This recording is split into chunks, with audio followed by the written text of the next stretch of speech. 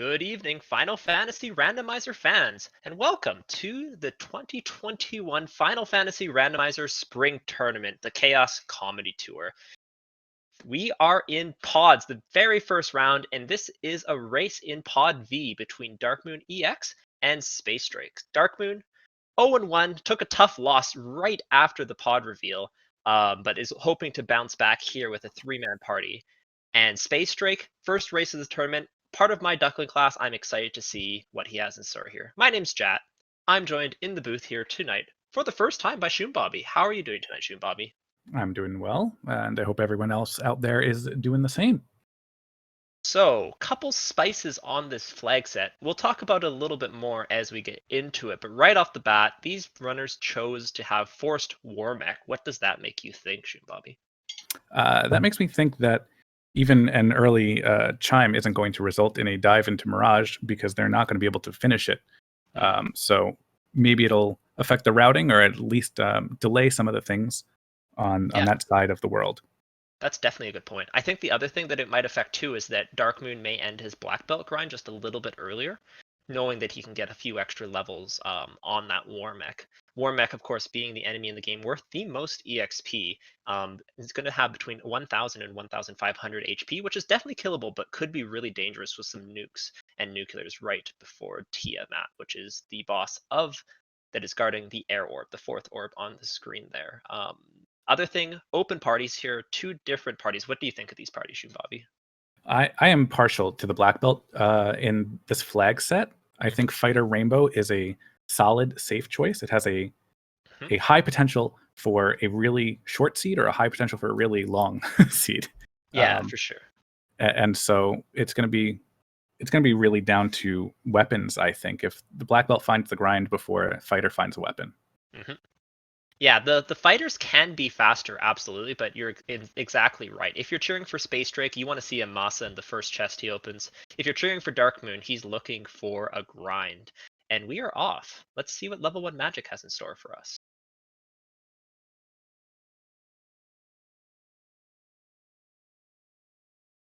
So that Roos is night learnable, yes? Slot 2, so it will not be night learnable. Oh, Only white mage, which is all right. But really not too much to speak of here. Early temper benefits the fighter comp a lot more than it benefits the black belt comp. And chain +2 also really nice for that knight. And the black mage. Oh yeah, and the black mage. So, well, for the first time in spring tournament, we have blessed classes on, blessing and curse classes. And in this pod round, we only have a single blessing. Our fantastic tracker for tonight has compiled a list, which I will post in chat. Thank you very much to Reese for volunteering as always, and as well as for giving us all these helpful notes. So fighter or black mages have fighter armor available, which is absolutely fantastic.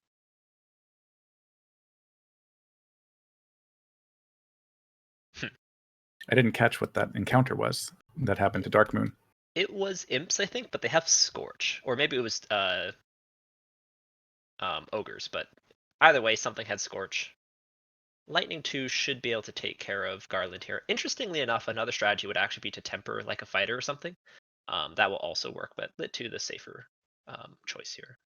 So, Jad, how do you feel about the 3 chests in Toph? I have been going back and forth on them. I always feel broken in the early game without checking them, but checking them does take like, if you check all 3, it takes like a minute to a minute and a half, and that can be brutal. So I've been skipping them, but I think there's an argument to be made either way. A ship and a cube. Yeah, so the ship, an interesting pickup. Doesn't make as big of a difference here because once again, the Spring Tournament 2021 special is the early canoe. So we actually have access to the entire inner sea right off the bat. The ship does not add any mobility, although it lets us travel a little bit faster. But will let us get out of the inner sea as soon as we find the canal. Meanwhile, SpaceDrake just taking a couple more fights, Darkmoon doing the same here. Domino BM in chat saying magic tank awesome. Yes, 100% agreed. I personally love my black mage, so having the black mage be more powerful, always a good thing.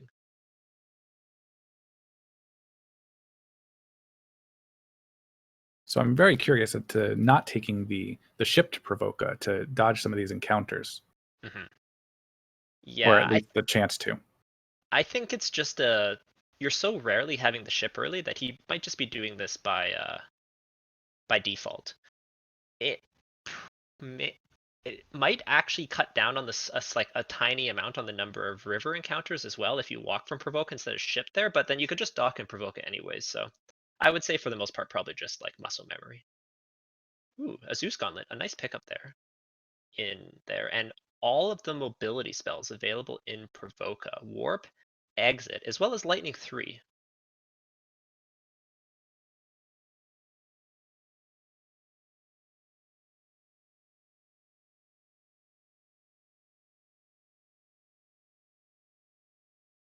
So Darkmoon deciding not to heal up his Black Belt. He's going to kiss the dirt again for a little bit, but Lightning 2 will take this out. Black Belt, a very interesting class in Final Fantasy Randomizer. One of the absolute weakest class in the early game, but the absolute strongest class in the late game, given enough levels. So you're going to see Darkmoon try and get that Black Belt to at least level 32, and maybe upwards of 42, depending on how comfortable he's feeling, if he finds a defense sword, and how good the grind is.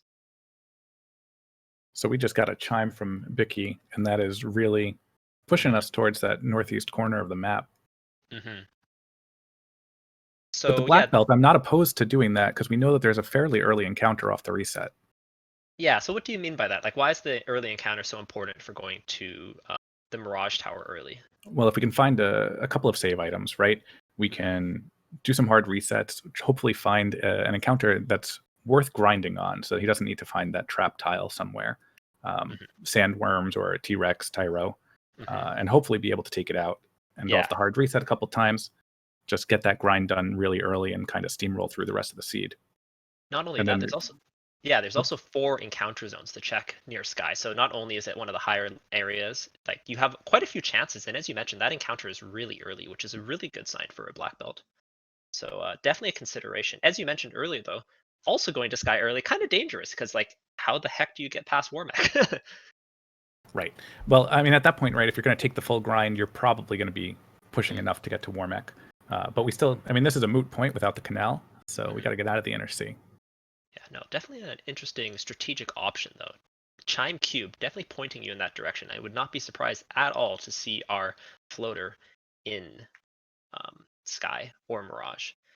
Speaking of in Sky or Mirage, that's something that you don't often hear without loose items, and we do not have true loose items in the Spring Tournament 2021. Instead, what we have is random chest and dungeon. So these runners know what dungeons have key items, but what they don't know is what chest has the key item in that dungeon. So in this flag set, Sea Shrine, Mirage/Sky will have a key item. Ordeals will have a key item. Canaria Locked will have a key item. Ice Cave will have a key item. Marsh will have a key item, but they don't know what chest exactly has it. So what you'll see from a number of runners is checking until they find the key item, and then they might just stop checking chests for that dungeon because they know they're not going to be missing out on anything that is absolutely required to beat the seed. One of the most important decisions, though, for this fighter comp in particular is going to be how many boxes do I open past that looking for a weapon, looking for a ribbon, or looking for gear. So definitely keep an eye on SpaceDrake for that. So I don't know if you caught it tenths or 50 gold. He can probably get a grind on pretty early, even if it's not going to be up in the desert, just to get some levels from maybe going into Marsh or to Ice Cave. Yeah, tenths, cheap, early tenths, even if they're not the absolute cheapest, always a nice pickup. Speaking of going early, we did just find the canal, and that opens up so many options. We now have ordeals available. We have waterfall available. We can check the shop item. Oh no, Darkmoon. Oh, did he not save anywhere? No, unfortunately for That is Darkmoon, it looks unfortunate. like he didn't save. Oof, tough wipe.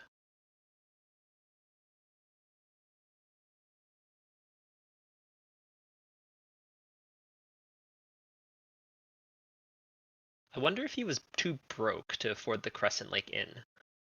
It's a little bit of an unusual play, but sometimes you might just muscle memory and be like, oh, I saved, and then unfortunately it was not the case. Yeah. Ooh. Hate to see it, but you love to see Nuke. Level 3. A couple other important spells there as well. Lock, one of the more important spells for the black belt, in terms of Black belts, if they can touch it, they can usually kill it, but sometimes the fiends are very evasive, so lock can be a very good way. Lock, of course, decreases the evasion of one enemy.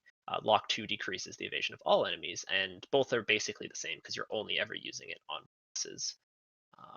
Looking at level 4 magic, pretty nice red mage learnable magic there in both Invis 2 and Heal 3. Silly elf, get out of the way. So looking at Nothing the major at 4.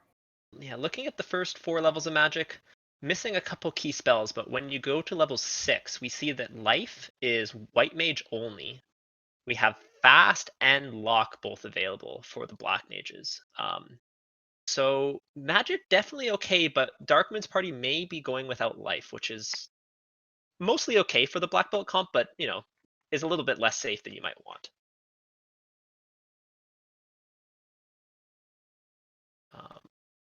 So picking up the copper +4 for the black mage, I wonder if he forgot the black mage has fighter armor. Once again, yeah, just muscle memory, right? And the copper +4 Right. bracelet is also passable, but that chain armor +3 would be better and cheaper. Fox mentioning in chat, looks like SpaceDrake plans to kill the white mage. Yes, it does. What's the benefit of killing the white mage off this early in the seed, Shumbabi? Well, I'm thinking you're taking a bit of a walking grind here. You need to get those spell charges on some of the more destructive magic to get you through some of the encounters in any of the caves you're diving, and also to get that charge on warp. So I want it on my red and black, definitely. We could bring the white up later for life charges. Yeah, for sure. Experience redistributed amongst the allied party members, so killing someone off will make your other party members get more experience more quickly. Fox also correctly pointing out that no fade early. Fade is level 6, so white magic not so nice. We might see him change tact once he realizes that he's locked out of life, unless life is in level 5. So we'll have to see, but only 1 slot available for that red mage in level 5 without promotion.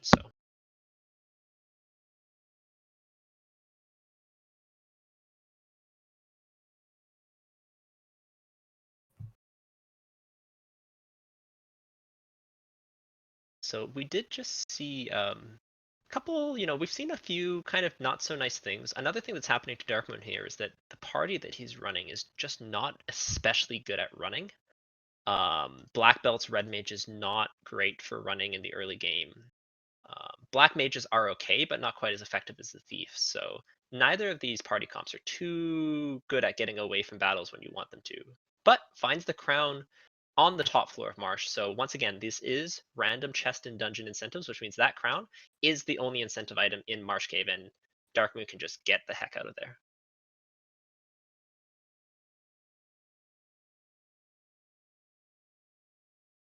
Now, without any additional save items, or certainly without the pures to get back, not diving any deeper into Marsh, but assuming you have a save item, are you sticking around to maybe check out some of those other treasure chests to get some money for things as you go forward, or are you just moving on from Marsh at that point? With the black belt comp, I'm definitely moving on. Like, the goal with the black belt comp is you're going to be, I think it was you actually who said that it's about investing time, or maybe it was Dead Pulse, but you're investing time into your grind, and you have to get paid back on that investment. And one of the ways you get paid back on that investment is by not opening as many boxes. So I think it's really important when you're going with a black belt strat to really like lean into that strength/weakness and really make sure you're taking advantage of opening as few boxes as you feel you can get by with. So going into Marsh, clearing an entire part of the dungeon, even with Warp and Exit, probably something I would avoid.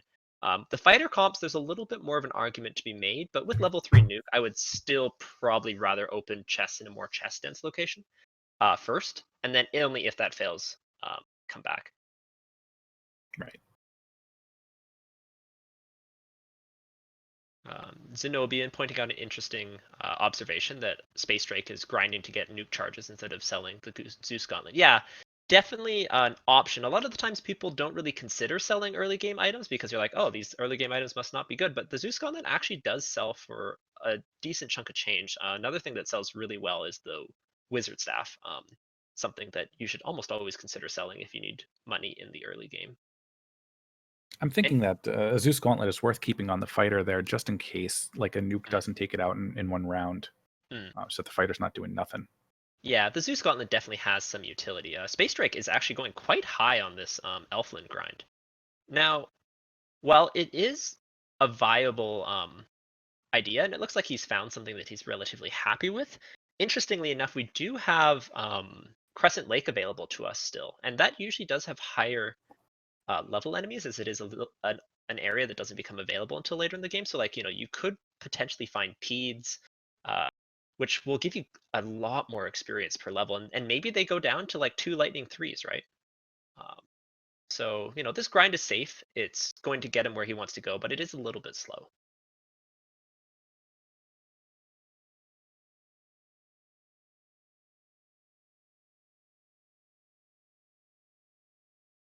Darkmoon choosing not to turn in the crown. At least not yet.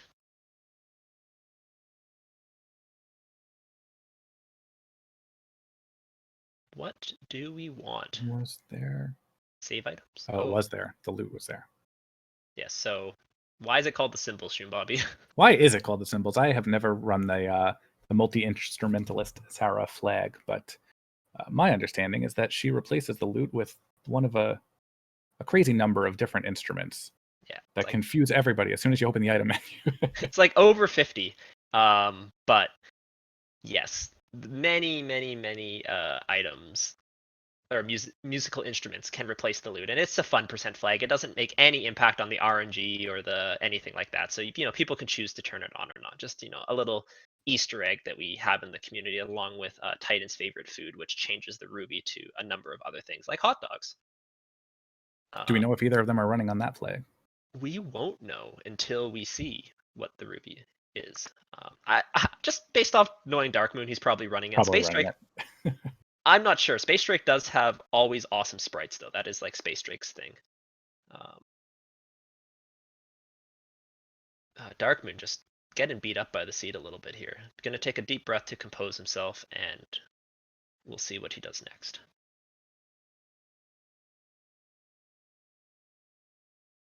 So let's talk a little bit here. So we have the crystal for sale for 5,000. We have the crown. Symbols for sale. Oh, sorry, the loot. Right. It started with the C, and I said crystal. No, sorry. We have the loot available for 5,000. So that's only required at the very end of the game. So not really a decision. Not really, doesn't really influence your decision. So we have the crown turn in. We have sky available. We have ice available. We have ordeals available. We have waterfall available. What are you thinking as a next play if we can hopefully get down Astos here? I mean, Astos is really going to dictate a lot of that. But honestly, I'm thinking maybe we just check Volcano really quick on the way to ice. We already have warp and exit. It doesn't seem like a crazy dangerous dive here. And if it's the last thing that I need in the inner sea, then get me out of there.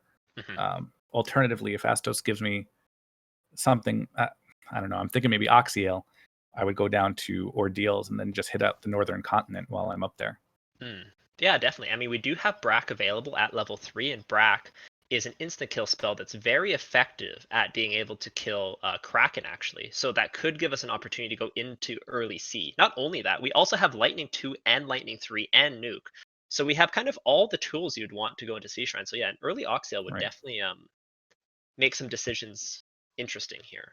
Darkmoon, unfortunately, reminding himself that the canal was given by the Sage and did not wind up saving after that. So trekking back to get that canal because that's where he looked like he was going to.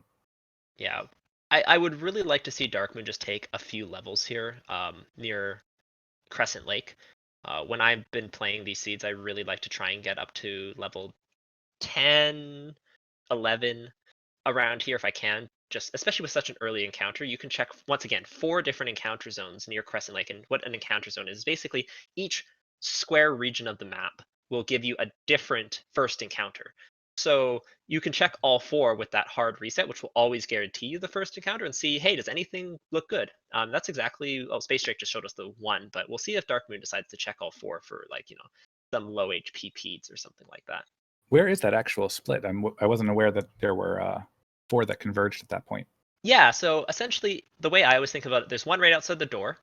There's one at the bottom of the river system there. There's one to the right of the river system there. And then if you draw a line from the right river system and the bottom river system, the last one's in the kind of kitty corner diagonal, if that makes sense. That's how I always remember it. That does make sense. That's great to know. Zenobian saying 11 to 15 is great for clearing non-fusion dungeons. Easy to get there. Yeah, 100% agree. And, that makes it a pretty easy decision. Hey, maybe I'll just go to Ordeals. Or maybe I'll... Ice, still a little scary, but, you could definitely clear Ice with Nuke and Lit 3 and Warp and Exit at level 10, 11. I wonder if it appears Dark Moon is going to Melmond. I don't know if it's just for the spells or if he wants to check the Earth grind tiles real quick. Both. That's maybe where he's considering. Yeah, I think the Earth grind tiles is a good idea here.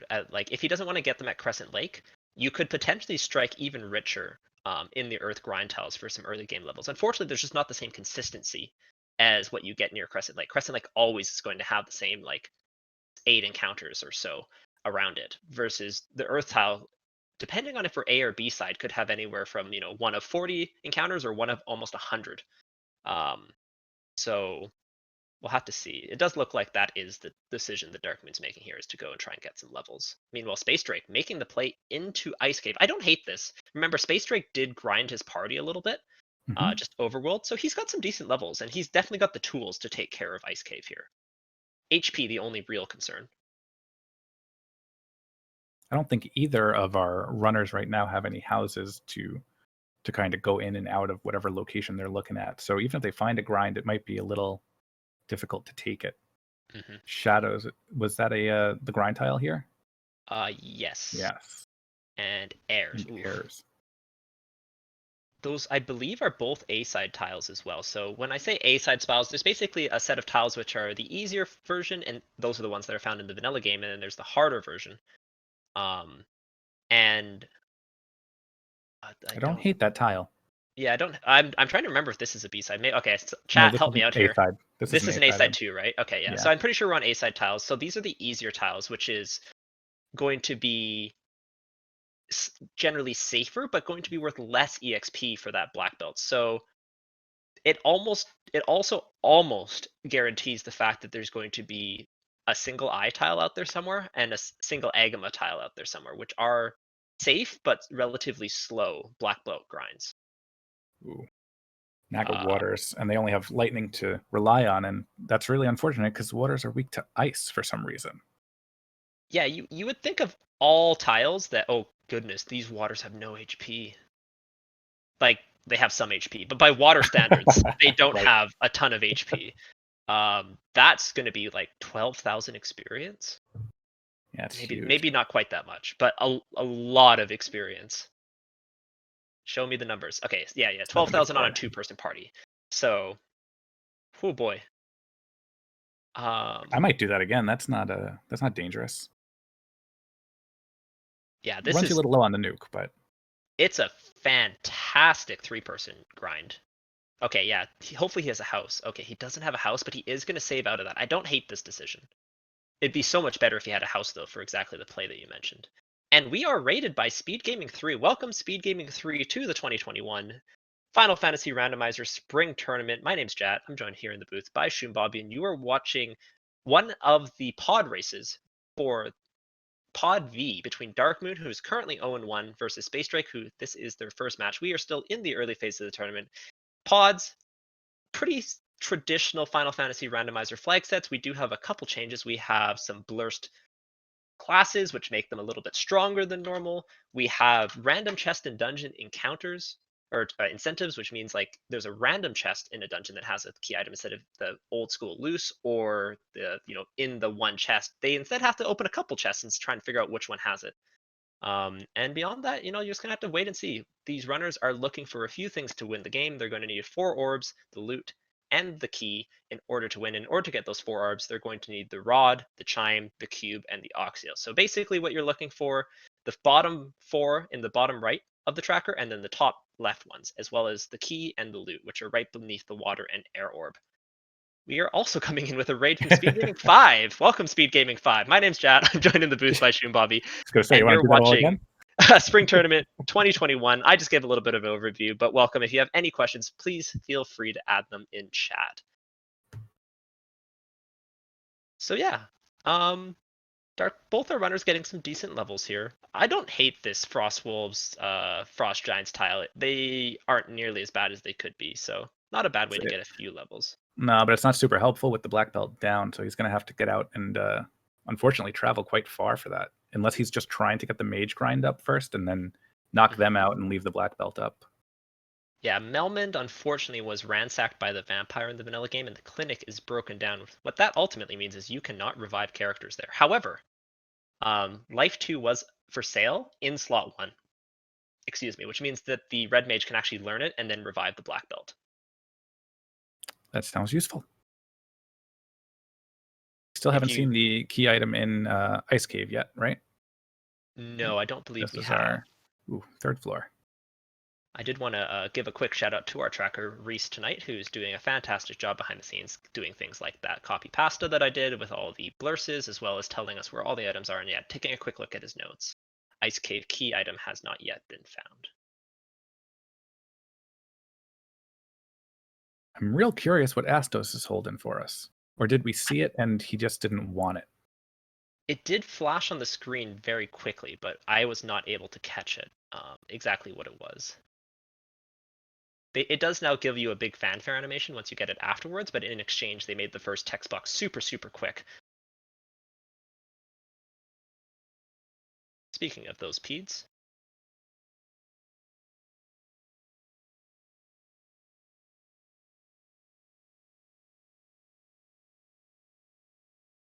There we go. The crystal.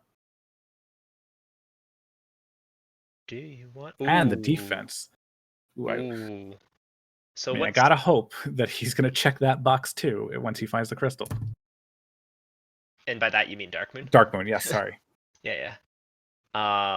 So the defense sword, so powerful. Yes, it's a pretty good endgame weapon, but not really what you're looking for because it has low crit rate, which is one of the most important statistics for fighting the final fiends. However, it also casts Ruse, which gives you 2 out of 6, or 1/3 of your way to max evasion on the character who casts it. It's incredibly powerful on your melee classes who normally won't be able to cast Ruse or get their own evasion up. And it allows something like a level 42 black belt to almost solo the Temple of Fiends Revisited. So it's an incredibly good item for the late game, and that's something that Darkmoon especially is really going to want to pick up. Although SpaceDrake, not unhappy to see it. Right, although as far as endgame weapons are concerned, I mean, we're in the Vorpal pod. I'm hoping we find a Vorpal. At least give him a +3 maybe. And then we can get chat to have that schism between do we use a Vorpal or just never Vorpal. Yeah, we'll get always my favorite argument. Some sword meme discussions? Absolutely. So Darkmoon. Oh, Falconic is here. Oh, Fox also on Team Vorpal. I will admit, Vorpal looking okay in this flag set so far. The incentive power bonk helps so much for the Vorpal because its weakness is just its terrible damage numbers. And the power bonk can always fix that issue. As people say, you can't buff crit, but you can buff damage, right? There we go, Tristal. I agree with that one. So Darkmoon still has yet to turn in the crown, I believe, unless he might have like caught a glimpse of what the crown turn in was. Maybe it was like a white shirt or something, and he's just like, I don't need that right now. But we are in Castle Ordeals.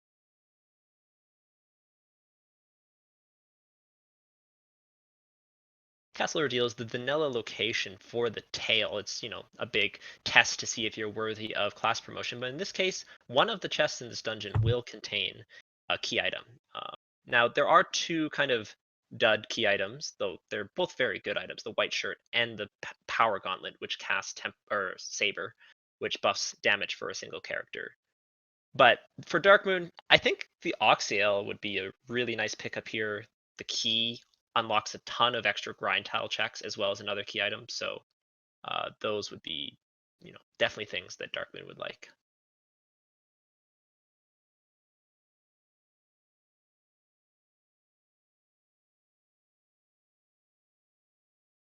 These pillars really dizzying him up.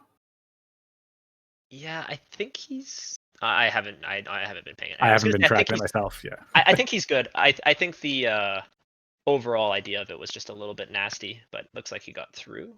Ah, gross. Ooh, mute touch. And mute touch. Yeah. So is mute touch in the vanilla game, Bobby? Do you know?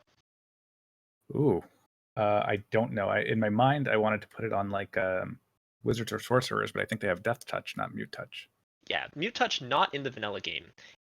But we do have random status touch effects on, so that's why we get the quote unquote joys of mute touch in the spring tournament.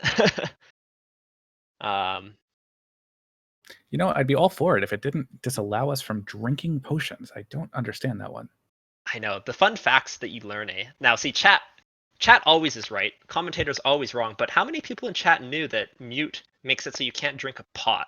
Because I considered myself pretty knowledgeable in this game, and I had no idea that was the case until yesterday. Darkmoon, unfortunately, picking up probably the worst key item for him. Vanilla Tail. Ugh. Just not what you're looking for with that black belt comp. So unfortunate for Darkmoon, but what's he gonna do now? Top of the world. I don't think you're traveling around the world again, right? Maybe go to the no, maybe not the waterfall. Crown turning? Maybe back to Earth Cave for the grind. Odd routing on the ship. I'm not sure where this is going. And meanwhile, SpaceDrake just finds his incentive item in March Cave. So that is the crown. Maybe we'll get a better look at Astos this time. SpaceDrake a little bit like a diesel engine here. Took a little bit to get going, but he was like, putting coal onto that fire. And now he's starting to roll a little bit more. He's got nice levels. Darkmoon's still kind of struggling with his 3-person party, and the black belt really unable to get going. But SpaceDrake kind of starting to get into the position that he can deal with a lot of things. 4 casts of nuke, 8 casts total. That's a lot to be able to get through dungeons.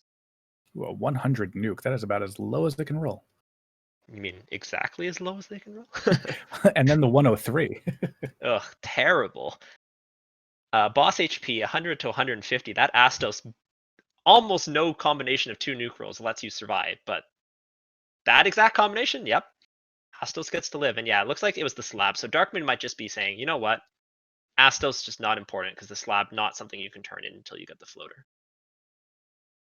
Right. At this point, I got to imagine that both players are looking to get that floater as soon as possible so that they can go where they think they want to in their mind. I think right now they're being very limited by what they have access to. They both have a clear idea of where they want to go. Mm-hmm. We haven't seen that crystal turn in yet, though. No, and that crystal was what was in Ice Cave. Checking once again our tracker Reese's notes. Looks like no crystal turn in yet. We will see what the seer has for us soon. I had to really make sure I didn't trip up on that. That's a lot of S words. Darkmoon, are you going to give us the sky play? It's kind of crazy, but if you have a bunch of houses.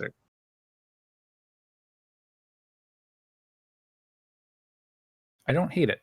At 30 minutes, if you haven't found your grind tile, if you're not that high up, I'm going to desert here. I like this play. As long as he has pots, like 40 tents and like 2 or 3 houses, this is totally fine as like a search for a grind, but I don't know. I'd still be a little bit tempted to just check incentive items, especially with with required Warmech. But yeah, here we go.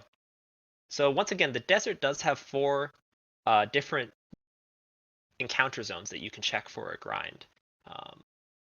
I can tell you the trick to remembering them after Shumbapi, the race. But essentially, it's where you dock the floater, down from the left from the floater, and then you go up and right. But sandworms, or as they're known in the Final Fantasy randomizer community, sandwiches, for how deliciously tasty they are for the black belt to consume and get buff. Looks like a fairly normal roll on their health pool.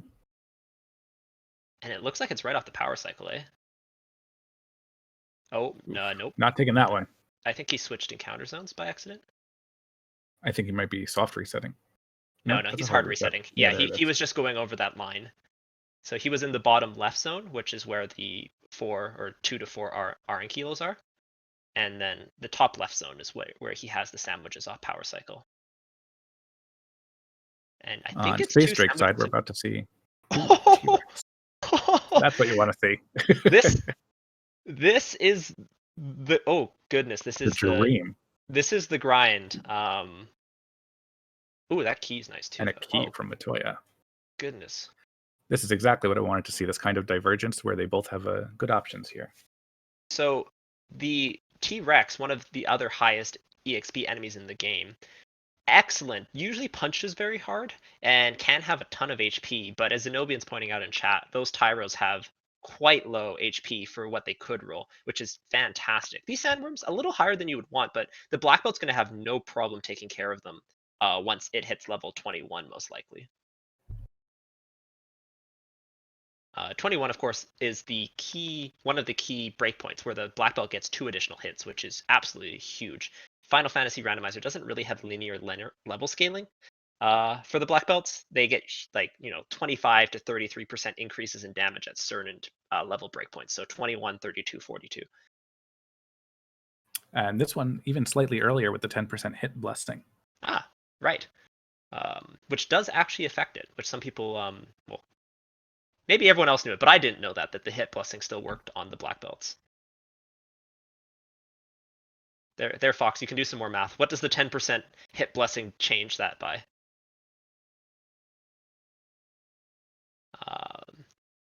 About what level? Yeah, that's right. Zenobian saying, yeah, so this is something that I didn't love about Darkmoon's prep for this, which is just that he didn't come in, like, as I said, you want like 40 tents and like a few houses just so you can... He's got a 6 hits though now, so he might be able to take this out. But he can't really, like, if he wants to set up for his grind, he's going to have to come back, which is unfortunate. But, these are still absolutely fantastic levels for his party, and it's going to make everything a lot safer. Elf King Armory, unfortunately a dud here. But it was a good check with the early key and having been there just for the herb turn-in. I didn't see what the herb gave us, but based on the tracker, it looks like Oxyale. That is correct. Prince had the Oxyale, so SpaceDrake with some really good information here. Has the key, did the required ice, and Darkmoon is eventually going to have to come to ice, and people tend to put that off, or at least I tend to put that off if I've left the Inner Sea without going there. So, that's all good news for SpaceDrake. So if you're a SpaceDrake fan, you're pretty happy to see him with like all these required items. Picking up the loot now, trying to get in go mode. I was going to say, he's a rod away from go mode. Good pickup on the houses too. Mm-hmm. I'm liking this a lot, and even SpaceDrake chooses to do ordeals here. That's something his party might want, actually, to get that tail. So it still wouldn't be a bad idea. I don't think he has any bad options right now. Yeah. Tail, not insanely important for SpaceDrake's party. Normally the fighter would love it, and I think Zenobian pointed out that he picked up like an Opal Shield +4 or something like that. Also, everyone on Team Vorpal going to be cheering for promotion for that fighter, but no real level 1 through 3 magic that's going to be helpful for that knight. So the fighter, when it promotes, becomes a knight and is able to cast a number of spells from levels 1 through 3 of white magic. And if there's like a life, cure 4, heal 3, those are all absolutely massive. So that's a big reason to promote. Also, with the red mage needs some specific magic, but honestly, for the most part, promotion really not that required here. Just looking through the list, there's almost nothing. Fade for the red mage. Cure 4 at level 5 for the red mage would be kind of nice to have as well, but it's mostly going to be for gear as SpaceDrake decides to promote. Being reminded by chat that white mage can equip Vorpal, so clearly that's where we want it. Some people who perhaps have less... Fox is doing it too. For some people who perhaps have less refined taste than Falconic, they may say that the Vorpal on the white mage, the downed white mage, is where it belongs, but, we won't say that too loudly here. Darkmoon doing a classic black belt strategy, moving the mages up front to take a hit, trying to get them down once again. As those mages go down, the EXP will get redistributed, and that black belt will be able to gain levels even faster. These mages, honestly, without life, or actually the red mage has life, so maybe a few more levels, but like the black mage, once it gets a few spells off or even one spell off, it can die. is, the black mage's way in life. While tons of levels on the black belt absolutely essential. So redistributing your EXP properly is a really important strategy in Final Fantasy Randomizer. I'm going to keep bringing it up. With that black mage able to wear fighter armor, that might actually be more than just a meat shield. It'll be a double meat shield to some of those hits in Topher. Oh, SpaceDrake getting huge points. I don't love it actually with the fighter comp. I think it makes way more sense in the black belt comp. But SpaceDrake checking the linked chest in the top right of ordeals and finding the incentive item. That's like the galaxy brain play for the black belt comps who don't care about opening chests. But for the fighter comp, you probably want to open the boxes anyways. So unfortunately, a little bit unfortunate. Doesn't have exit. So it doesn't get out of here anyway. True. Yeah, so Darkmoon all in on this black belt, which makes 100% sense. This black belt punching real hard, one-shotting those Tyros, no problem. We're only going to be here for maybe another 4 or 5 minutes. So while we're here, if you have any favorite sandwiches you want to get out in chat, feel free to. I'm particularly partial to like a ham and cheese panini. It's kind of been my go-to sandwich of choice, but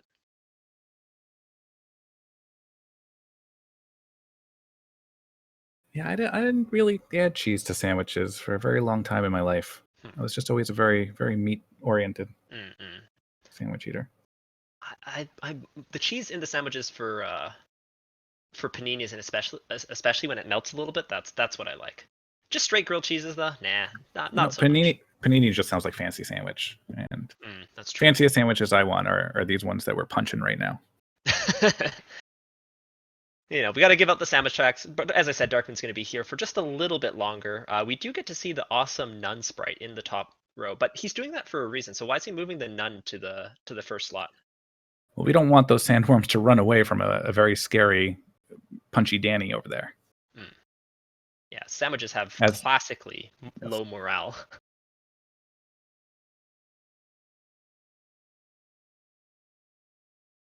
High evasion on both the sandworms and the dinosaur. Once this black belt hits 32, though, nothing's gonna. Even that high evasion will, in most cases, not be an issue. Ooh, no more save items. Yeah. Just in time to really get that grind going. It's unfortunate. Yeah. So SpaceDrake now coming up to on rack, doing the waterfall and sea shrine checks, I would imagine. Darkmoon, unfortunately, as kind of we alluded to earlier, is going to have to leave his grind just a little bit early. I think Matoya dock to Canaria might be something I would consider here, just to get those tents and then come right back, but we'll see what he decides to do. On rack also, of course, an option. If you're going to go to on rack, I believe it's slightly faster to go right rather than left, but it's probably close. SpaceDrake going to give us our first look at the waterfall. Now, if this is the rod, this could very well be he might not need the floater. He could just not open more chests, which to be honest is actually more of an advantage for Darkmoon than it is for him, but it's still really important information.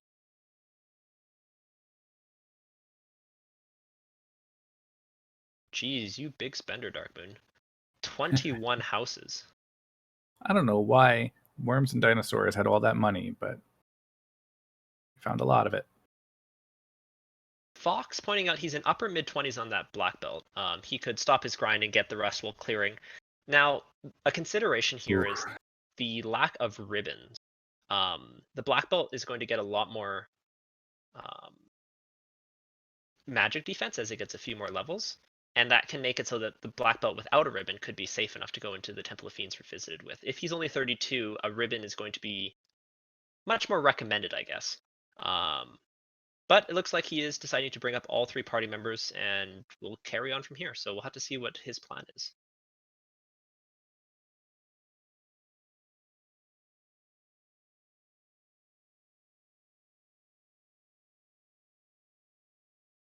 So SpaceDrake almost at our robot friend. Let's see what we're going to get here. I guess we have multiple robot friends. This is the friendliest robot that I speak to. I don't typically talk to them in Sky Castle.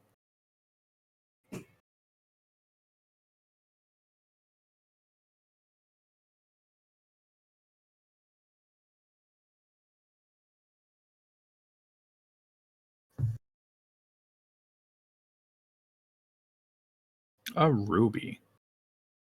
Might still be relevant here, despite being able to go to Sarda with an airship. Because if we can't find that floater, if Sarda is the one holding it, we might just have to walk through the Titan. And we see that SpaceDrake did not turn on the fun flag.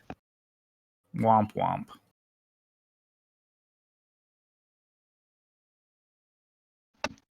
Deciding he wants to take these Agmas again, I can't really blame him. Ooh, Gasties with Thunder. And super evasive as well. High evasion. These Agamas, on the other hand, maybe Darkmoon will decide to take these Agamas a little bit.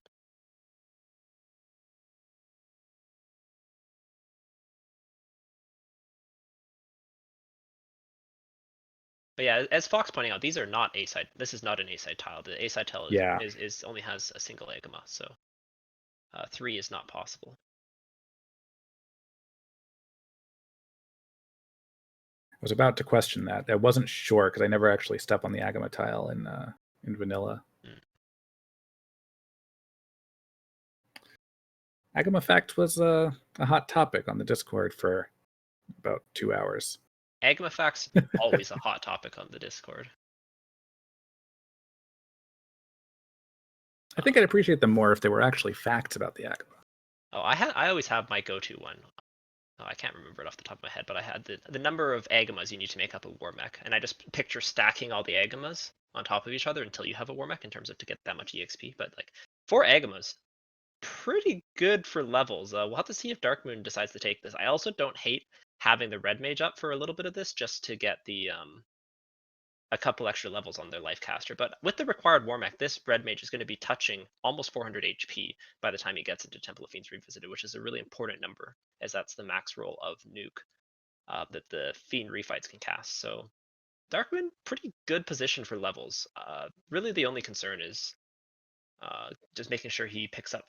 I don't think he can get fast, which is a little bit. Oh no, yeah, no, he can't pick up fast, which is a little. Oh no, on the black mage he can, of course. On the red mage he can't, but picking up fast and then maybe considering a ribbon as his MDef, he definitely could get blown out by like a Bane or a Zap or something. So it looks like Darkmoon is returning to the grind, or maybe even going to Mirage Tower after that. But we have the Oxyel on SpaceDrake's side, so he is probably going into Kraken here. Yeah, if he has Brack on his both his casters in a reasonable position, his levels are good, not great, but he could also decide to go to Mermaids first. Yeah, to get a couple extra levels, which is a nice play, especially with Warp.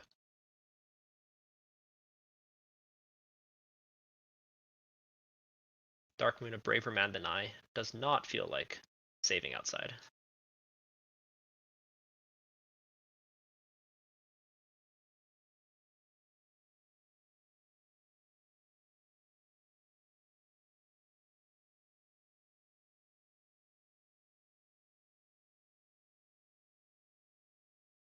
Oh, interesting decision by SpaceDrake here, deciding to full clear the TFC floor, as it's affectionately called, prior to going into Mermaids. A lot of runners will decide to clear Mermaids first, just because the chest density is so much higher and there's no encounters on it. But this could really pay off, and the incentive item can be in that key lock chest.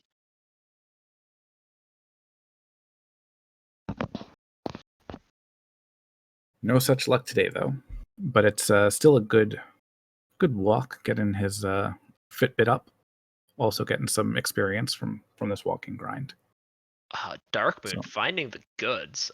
Ribbon -3 in the Mirage Tower. I believe he also found a pretty bad Vorpal, just in terms of its blursing. Well, that's redundant, right? As much as the Vorpal is a bit of a meme, the Vorpal is actually a pretty good endgame sword for the later fiends with the power bonk available and fast and things. That it can. The crit rate is really important to cut through the high absorb bosses like Tia and Chaos, even over something like a vanilla Sun Sword. When the blursing rolls with a negative on the Vorpal, though, how is that affecting the crit rate? It is affecting the crit rate, but the Vorpal's crit rate is so high to begin with at 60 that even if you lose the 15 that -5 will do, it's still going to have a higher crit rate than any other weapon in the game outside of the katana. So what you want it for, which is the crit rate, still isn't like that badly affected. That being said, it just requires even more power bonks and things like that, and that can really slow you down. But if you have time to set it up, the Vorpal can be quite good. And certainly better on the final bosses than an XCal -5, which is terrible by crit rate standards. Really got hurt by the weapon fixes in Final Fantasy Randomizer. So in the vanilla Final Fantasy, oh, okay, we'll talk about that in a Ooh, second. there it is. In the vanilla Final Fantasy Randomizer, or in the vanilla Final Fantasy game, crit rate was actually based off of the weapon number, like what weapon it had index it had in the game, which was totally random. But the Final Fantasy Randomizer fixes that, which makes the XCal go from like 50 crit rate or something like that down to 10, which is a pretty substantial nerf. But yeah, SpaceDrake floater. That's exciting news for him. I'm curious if he's going to try to take Kraken now, or if he's going to just start doing his other turn-ins. Maybe get didn't see a white shirt yet. Maybe that'll help him get a little bit more confident for the fights. I don't know. I don't know what I'm doing here at 19. I think you dive Kraken here with 2 Brat casters at level 19, and your fighter just picked up a big piece of armor. So yeah, I would go Kraken here, but we'll see what he decides to do. He's out of there. Yeah, I'm going straight for that floater. Zenobian will have to send him a strongly worded tweet, I guess. Darkmoon also making the more thorough but slightly less risky play of not skipping the vanilla Banesword chest. Sometimes you'll see runners taking the higher density chest banks first and then coming back for that chest, but both plays are, of course, valid, and it just depends on what you're looking for. Darkmoon's black belt 1 level away from being One Punch Man. I would try and get that before Warmech just for safety. Again, that plus 10%. I'm thinking he's already at that. Oh, right. Thank you. See, I was not making fun, but I was like pointing out that Darkmoon was doing some like autopilot things, and even as I'm commentating, just autopiloting 42, 42, 42. There's the eye. If we don't get him on a tile, at least we get to see him here. Yep. And there you saw it, 8 hits.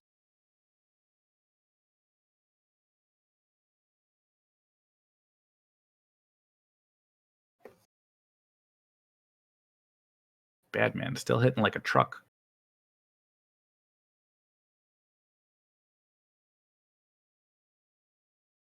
Ooh, not a ton of HP though.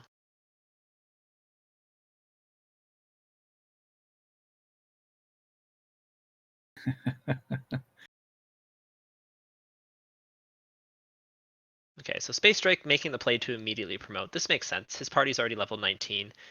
The fighter's only going to start getting spell charges past level once he promotes. So good play here, although once again, spell charge is not really helping much here.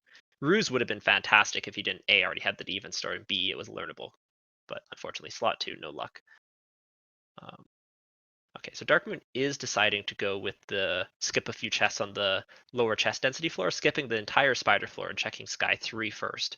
And then he'll go back to Sky 2 if he doesn't find the incentive item here. So just a few of the kind of, strategies that only come up because of the random chest and dungeon. So, some interesting changes to our randomizer here.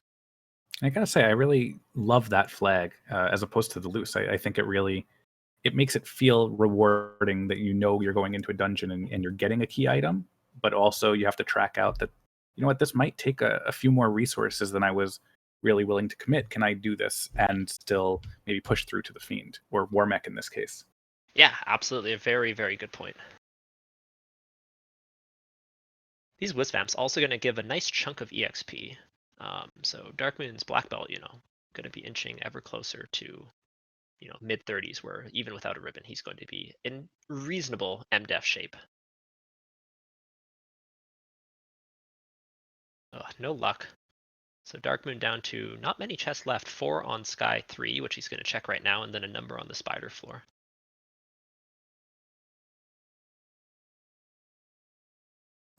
Got to be on Sky 2. Yep. No one likes Sky 2. Affectionately called the spider floor. Many steps. Oh, first chest. There we go. Vanilla item. And that's the most black belt play I've ever seen. Oh, there's a chest right there? Nah. That's an extra second out of my way. Don't worry, it's only the Masamune anyway. He's not going to use it. Nah.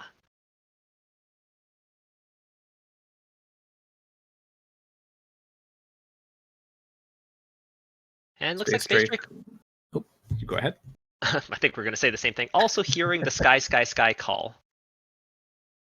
I was going to say, look at the high five Darkmoon on the way out. But close enough.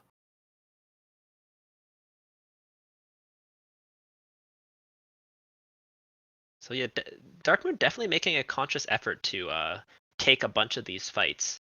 These are what I would call no longer strictly required by him. Like he's at with the gear and stuff that he has. I guess he doesn't have the defense sword. He could just be like, you know what, I'm kind of happy with my levels plus Warmech, but he's definitely still, prioritizing taking a few fights, which of course is a completely viable play. It's just like, safety at the cost of time, and it just depends on how much of that trade-off you're willing to make.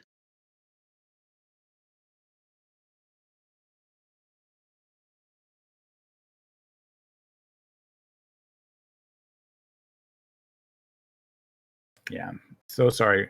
R.I.P. Vorpal -5. The dreams are not coming true for Falconic here. Mm-hmm. And yeah, welcome to the Bridge of Destiny. Generally speaking, it is home to our Robot Chicken Overlord, voted most favorite monster in Final Fantasy Randomizer by the members of the tournament. But in this case, it is forced, so we know we're going to see him at the end. So, if you want to see your robots, you can just get out your Mr. Destructoids anyways. Darkmoon, we'll have to see. He might have a little bit of trouble handling it, but should be okay.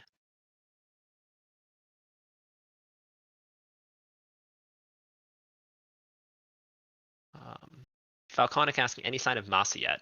The answer is no. I'm double checking with their tracker, but I'm 95% sure we haven't seen a Masa I'm yet. pretty sure we would have seen the fighter be swinging that. Even the black belt up until 32 or 21 maybe. Siberian Bull 9 asking, so a general run for FFR is one black belt, one red mage, and one black mage? I would say there's no general run for FFR because the flags, everything varies quite a bit, but it's definitely going to be a comp that you'll see a decent amount for the pod rounds of the spring tournaments if open parties are on. So definitely a powerful comp.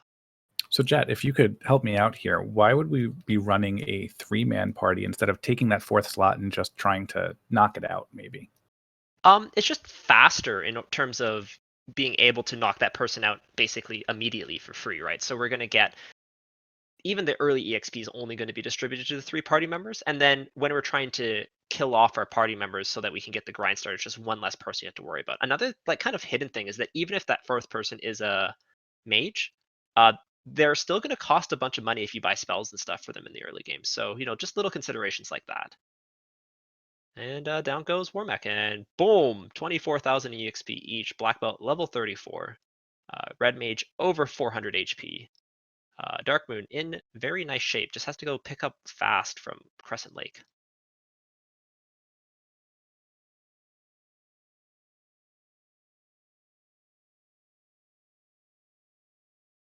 It looks like we're about to get our first orb at 57 minutes-ish. As long as Tiamat doesn't do anything crazy here. Yeah, there's relatively limited things Tiamat could do here. The black belt should take it out in, depending on crits, 3 punches. Ooh, that, depending on crits is right. That was a terrible punch, black belt. Please crit better. And Tiamat is just inking. Inking. A little better.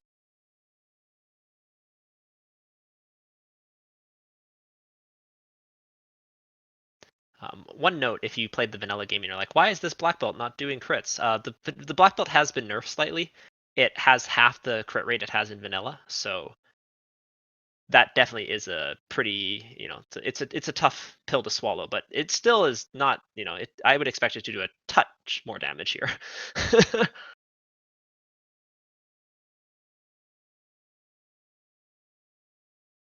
Tia quite high absorb. That script, though, very generous for anyone trying to bump into her. Mm-hmm.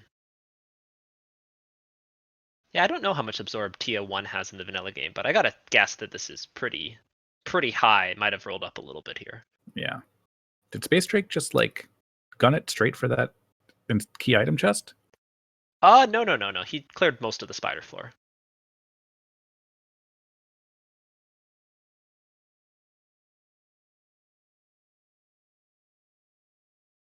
Now, SpaceDrake, for Darkmoon, that was pretty decent Warmech fight, pretty decent Tia fight, even though it wasn't quite as fast as he might want. But for SpaceDrake, this is nothing but guaranteed, so yeah.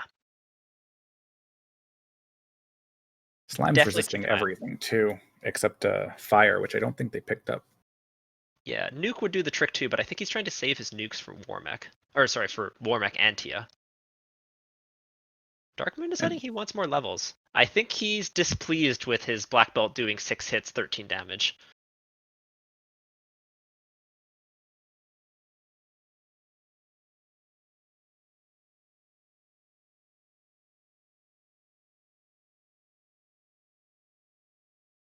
I don't know if I'm confident going into this Warmech at 20. You're mostly going to be relying on nukes for damage, which I think is totally okay. Nukes, will average about 200 damage here, so that means Warmech should die in 3-ish turns. So, Nuke's not a bad play here. Wait, did he find Going a with temper good... fast. Oh no, he's swinging the defense +4. Okay, that's doable too.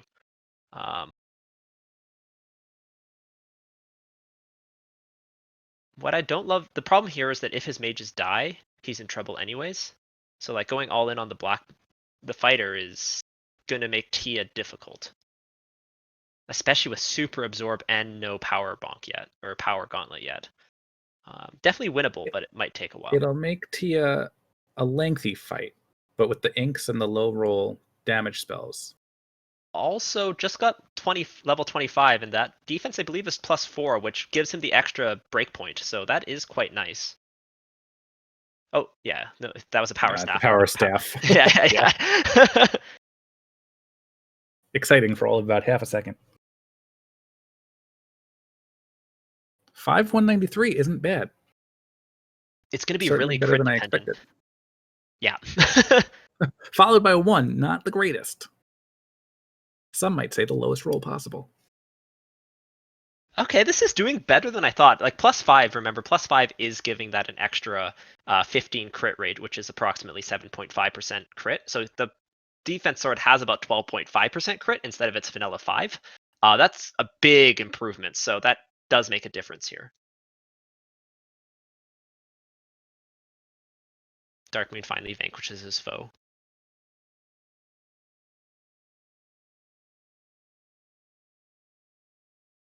SpaceDrake with the timer strats. Let's go back to the very beginning.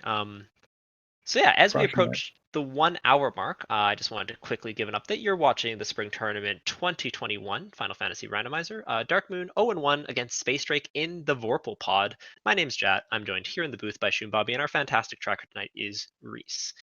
So I hope you're having a good time. If you have any questions, please feel free to ask them in chat. And, we would love for you to come hang out. So if you want to join the Discord, feel free to come say hello, and we can give you all the information you need to know in order to get started on your first Final Fantasy Randomizer run. And SpaceDrake gets through Tia without really any fanfare.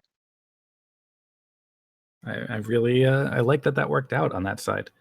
And Darkmoon showing us lazy dwarves that hand him a bottle. So he's going to be unleashing the fairy on the world. If he can ever get his floater. Yeah, so it must be noted that SpaceDrake definitely with a sizable exploration lead. Like his key items are almost entirely lit up, right? Versus Darkmoon, with that very powerful black belt, but still has lots of walking around to do. Probably gonna, has to go into sea. Still hasn't done ice. Has to buy his loot. Yeah, this is anyone's game at this point. SpaceDrake, I would say, might have a slight lead here at that point with the airship, or as a result of the airship. But I don't know that I'm taking a defense sword +4 into Topher anytime soon. Yeah, it's doable with fast and temper, definitely doable, but not what you want. And as you mentioned, lazy dwarves, one of our favorite. TNT at one of the dwarves or adamant at one of the dwarves. Can't you just deliver it yourself? Don't you have minecarts for that? And SpaceDrake doing the check with the dwarf armory, hopefully rewarded here. Yep. This is called paying the fighter tax or the knight tax. Just checking boxes, checking boxes. Where's my Masa? Where's my Masa? Now, unlike At this Ribbon, point, I'm even humoring Cardia to get something. Yeah, he's full cleared. Well, he hasn't full cleared C. He's cleared Sky though. At least as much as Sky as he's going to. He's cleared mermaids. Oh no, did he even clear mermaids? Yeah, he there did. were like 3 or 4 chests left, I think. Yeah, not ideal. He does have fast though, and he's guaranteed to find a power bonk if he wants it. So he just has to pick up fast. It's very, very important. Fast doubles the amount of hits your character does. It can only be used once unless specific edge cases occur. But going from 5 hits on that knight to 10 hits is obviously a huge damage increase. One might even say it's double. We still haven't seen Sarda, and both of them get into Sarda in slightly different ways. Power bonk. Oh, rod. Is this even randomized? Sarda, of course, in vanilla, giving the rod after you vanquish the vampire. But here we can talk to him whenever we want and go straight into Earth Cave only once instead of having to redive it. So at the 1 hour and 4 minute marks, that means SpaceDrake is in go mode, and Darkmoon still has a lot of items to light up.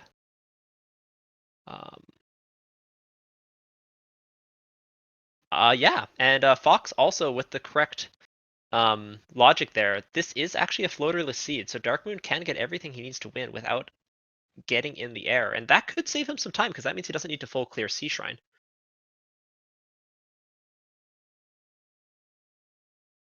And I don't anticipate that he's going to want to gamble on either a white shirt or a power bonk at this point. If you're taking a black belt that high, you're looking to just walk into Topher and win.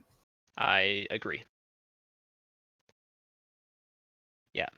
Zenobian with an accurate summary. SpaceDrake in key item go mode, Darkmoon in level equipment go mode. We will have to see which one wins. Looks like Darkmoon's taking the item path though, slightly faster to go down there rather than go right, unless you want to open these boxes. But I don't know what he could. I guess the only thing he's looking for is like a defense sword. A second ribbon would be a nice to have. I think he already has the defense sword, no? Defense sword was in. Oh no, he's just taking it's like 2 more steps. It's not a big deal. Defense sword was in ice. No, he doesn't have the defense sword because Darkmoon hasn't gone to Ice Cave yet. Oh, that's right. That was in the box next to our incentive item in ice. Which Darkmoon is 100% going to walk past by Final Fantasy randomizer logic. I mean, he walked past it in Sky already. That's true. So I don't know that he won't. That'll be really unfortunate. How are we feeling about SpaceDrake's Temple of Fiends Revisited dive, assuming he picks up essentially no other non-guaranteed items? So like he's got 2 ribbons, swinging a defense +4, and he picks up the power gauntlet, let's say. At that point, I think I'm okay. 2 ribbons, the defense and a power. He'll be able to truck through most things. He's got enough armor on that knight, I think. Taking the scenic route through Earth 4. Yeah, I think it's definitely winnable. It's not 100%, but it's definitely winnable. Oof, those poisons coming out. Does he have 2 ribbons or only? I thought he only had the 1. He has 2. I quickly checked our tracker where the second one was, but I couldn't see it. But I did, like when I saw on the armor screen, I saw both his fighter and his red mage were equipped with a ribbon, which is fantastic. SpaceDrake, yeah, he's Zenobian's saying level 24, but that fighter is already level 26, which is like that Warmech kill was really important for his chances. Like a level 26 fighter is quite powerful. It's just unfortunate that he's not going to do great without mage support, and his mages could just be punched out, and that'd be very bad. I'm probably going to bring up that 4th mage just to act as another punching bag for a little bit. The best case scenario, actually. Okay, unfortunately, it's his red mage that's stoned. The absolute best thing you can do into Topher with a white mage who's like level 4, but has a life charge, is bring it into Topher stoned. Because then you can just, if your fighter's the only thing that survives, you can soft that white mage, and then it can cast life on your other characters. Like stone is like preserving it for when you need it. So that can be a really, really nice strategy. Of course, not something you can really plan for, but if it happens, it's really Right. good. So You yeah, got panicked there a little bit, picking up some more softs because use the entire stockpile on those images. we are at orb equality. But as mentioned before, SpaceDrake item go mode, Darkmoon party go mode. But honestly, SpaceDrake might just be in item and party go mode. Just might be in everything go mode. Just got to go clean up a few fiends. Now, does SpaceDrake check the armory? Yes, I would, but I don't know if he will here. We'll see. 2 ribbons, fantastic, but like I kind of want a Masa, Oof. but nope. Yeah. Bye. Got to be feeling that an hour and 10 minutes in against a black belt party, you're probably panicking if you're in item go mode. You don't know you're against the black belt party, but yeah, I see your point. Also, another really important consideration here is the fact we've already found the Vorpal. It was terrible. We've already found the Excalibur. It was also terrible. There's only one sword that could be better than this defense, really. Like a Sun +5, sure, would be like a small improvement, I would say. Even, Skipping the yeah, free it's a small chest. improvement. But like, if it's Masa or bust for Spacedrake, so like the odds of it being in the armory, pretty low. If there was both the Vorpal and the Masa out there, though, I would definitely be checking those armory boxes. Yeah, Darkmoon going to Ice Cave. It's looking likely that he's going to hit floaterless go mode. He still has to navigate all the way back to on-rack, though. It's going to be a chunk of time on the sea. Yes. Yeah, the floater, of course, often required, but even when it's not, still a huge time save. And, SpaceDrake was in the air 30 minutes ago.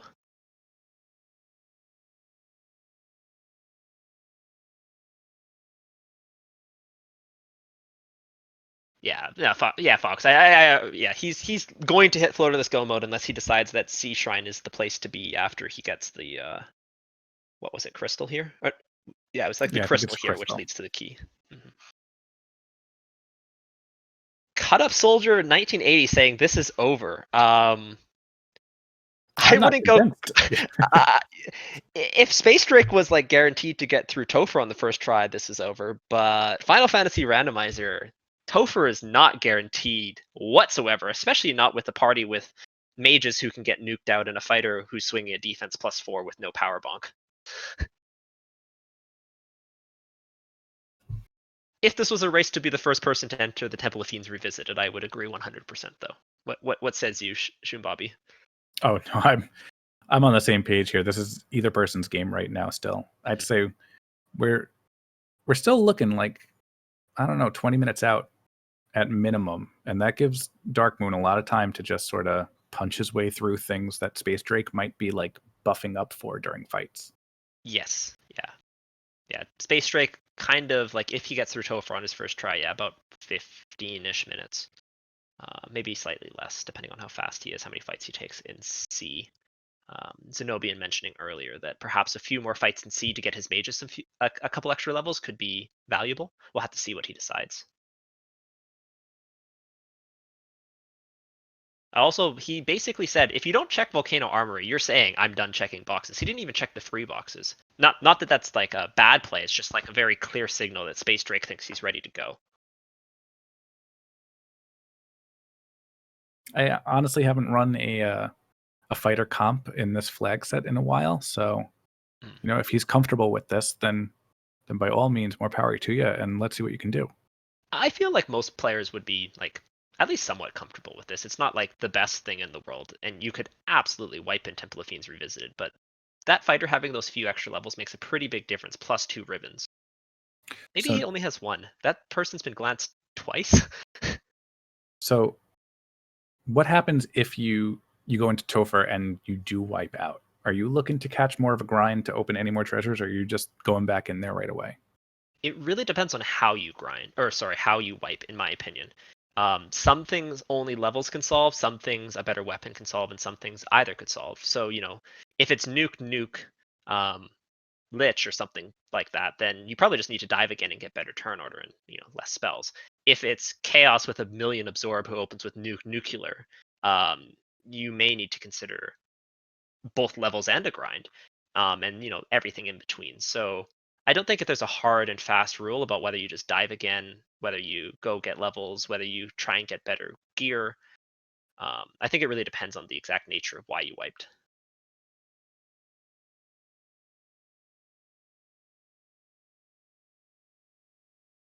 SpaceDrake's party, though, the most likely culprit is either that he needs slightly better gear, like picking up the power bonk or the power gauntlet, and or that his red mage needs a few more levels just to like get it over nuke range if that's the problem. These are some of the friendliest lobsters I've seen. Not hitting too hard, casting heal on each other. Just wasting a whole lot of time, though. Okay, Darkmoon, open the defense. Open the defense. Open the defense. He did it! Hey, he did it. If you're a Darkmoon fan, that's really, really, really good. That defense, probably the most important item in the entire game that a black belt can pick up. So really, really nice.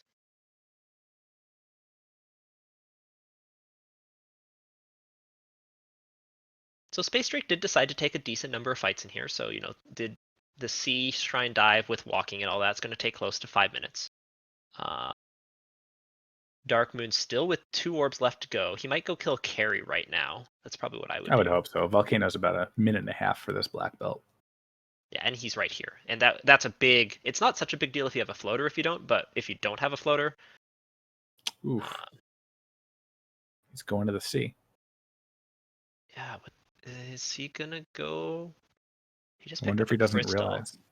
No, he definitely realizes. He's probably just thinking floater, but... Matoya dock to Sea Shrine, maybe? Or Provoke a dock to buy the loot, and then to Crystal Turn-In? We'll have to see.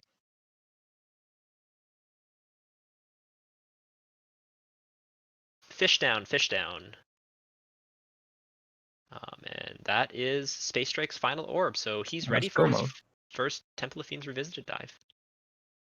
Yeah, okay, Matoya dock. Unfortunate for Darkmoon. Actually, the key's totally fine here. The herb is going to be the problem. He's going to be wandering around the entire inner sea by foot, which I've definitely done. And that also will give him his go mode, so that's huge.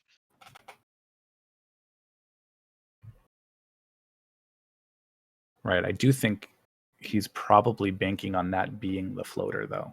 Yeah, I agree. I don't know how happy he's going to be with floaterless go mode. You can't bank on it being the floater if you don't have the Oxyel yet. That's the only location that wouldn't be locked with an item, right? Yeah, you're right, actually. Yeah, it can't. It could be the floater, because then the floater would lead to the Oxyel and the slab. That's right. Lefane. Yes. I was like, I know I'm missing something on this tracker. Yeah, but then there's the herb, which he's like, oh goodness, I have to go walk around the sea now. And SpaceDrake enters Topher at basically the 1 hour 68-minute mark.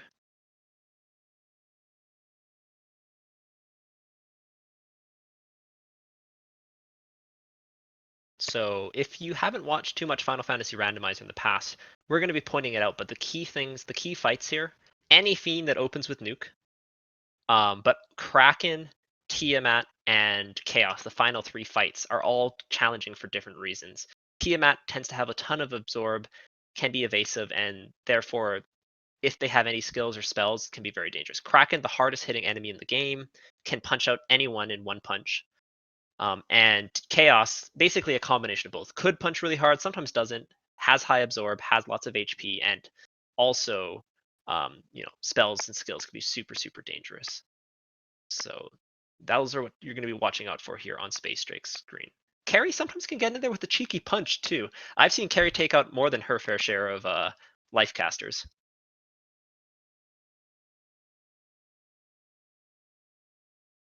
So SpaceDrake trying to use the rod on that slab only works in Earth Cave. Has to play that loot from 2,000 years ago. At least he had the loot. That is true. We've all been loot blocked before. Feels bad, man. Darkmoon's like, please be the floater. Disappointment incoming. I don't want to commentate or curse. I'm saying it feels like a fairly uneventful Topher so far. I mean, he's only Being- gone through a few floors. Yeah, but the encounters aren't doing anything crazy at him yet. So another flag that's on for the spring tournament that's relatively new is all runnable, and that actually makes a big difference in terms of Topher safety, because when you can run from everything, it makes things a lot nicer. So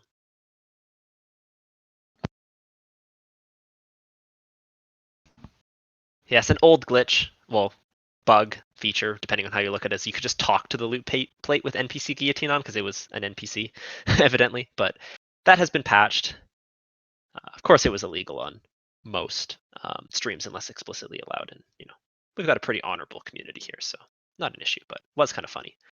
First fiend coming up, Lich, affectionately known as a speed bump, can have a maximum of 750 HP here, so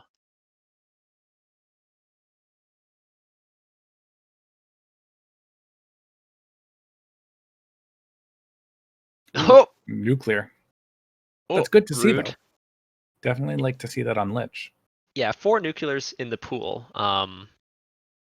Is kind of nice to see it on Lich, but you really need turn order here. Okay, that's the type of turn order we're looking for. Oh boy. Ribbon paying off. Quad X kills anything with less than 300 HP and not resistant to the death element. The fighter, failing both of those conditions, gets to live, and Lich is down. See, that's a speed roll. bump. Yeah, well, you say speed bump, but that took 3 turns to do with that fighter swinging the defense sword. It's kind of, if Tiamat rolls high absorb, we're in trouble here. Kind of uninspiring. I really hope SpaceDrake picked up fast. It was learnable by the Black Mage because it was in Crescent Lake, and all 4 slots at level 6 are learnable by the Black Mage. But also actually learnable by the Red Wizard too, I believe, because it was in slot 1. No, it was in slot 2. I lied. Only learnable by the Black Mage, but still would it be is absolutely critical for that fighter damage output. And here we go, carry.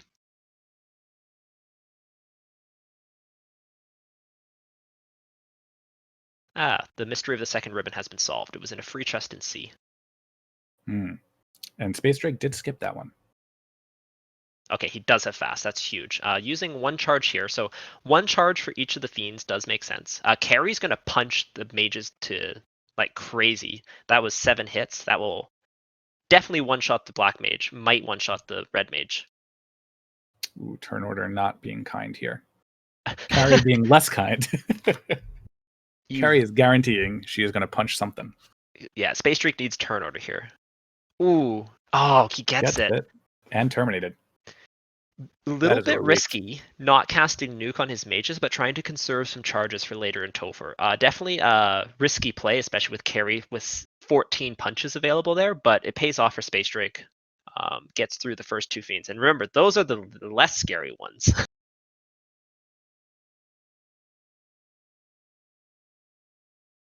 Hey, Severe, and yeah, absolutely. If you ever want to try it out, come join our Discord. I would highly recommend it. We actually have a Duck Derby coming up in about 3 months, and the boot camp starts very soon. So if you want to learn, there's no better time than that. And so yeah, come check it out. And we're gonna see dueling Krakens. Not good for Darkmoon though. That his is only Kraken 1. Ooh, I feel like you got to commit at this point to either you're punching through this Kraken or you're blocking yourself. It's kind of split strats here. I would say this is the fairly defensive strat with the Invis 2, the defense, and the fast. Like it's the defensive strat. I think it works out.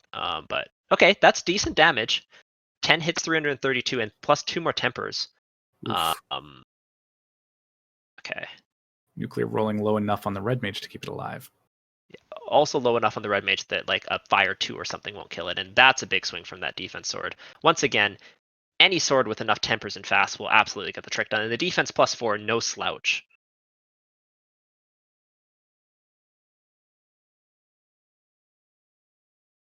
That Black Mage surviving to get fast off is really important. We have seen 2 nuclears of the 4, which is good, but we've yet to see a nuke, which is scary. Also, not using life.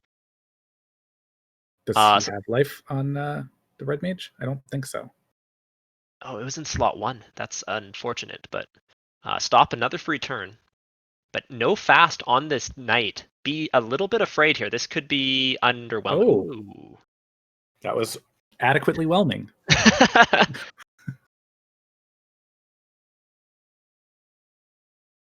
Okay, a little bit less good there, but okay. I'm okay. Red with mage the getting a little here. low. Oof. Oh no, that's not good. Not ideal. Okay, gets through. This is doable with the defense sword. Once Get the again, heals off. Heal. No. Oh. The Twilight fan club there, the Whizvamp Vamp pack would have just wiped him instantly. But luckily he gets through. Maybe he knew the encounter table. You can just know where that you are on the encounter table and survive. But defense sword, this is doable, but it's scary. High evasion is what he does not want to see here. You cannot crit through high evasion. Also, Punch Happy Tia is good. He has spells. That is less good. But we have seen a nuke already and 2 nuclears. I like that punch. Don't like the slow. Dodges the slow too. That's huge. You're gonna need the crits to punch through. All right. Well, Banes are good. Ice 3 is okay. We're in it for 20 turns. Chaos has minimum 2,000 HP. Keep those swings coming. Okay, Rub, awesome. All these spells, 3 and 256 to hit SpaceDrake with that ribbon. Slow 2, though, does have a much higher chance than that. Slow 2 would be devastating for this fight. Slow 2, of course, being non-elemental, so the ribbon does not protect it. SpaceDrake up to a couple hundred damage here. Long way to go. What he's looking for is to get into a crit loop here, but not happening yet. A little bit easier in slot 3. 4 hits. Oh, no. That hits. So, I think, okay. Crit root? Come on. 110 damage. Show me it again. No, okay. That's unfortunate.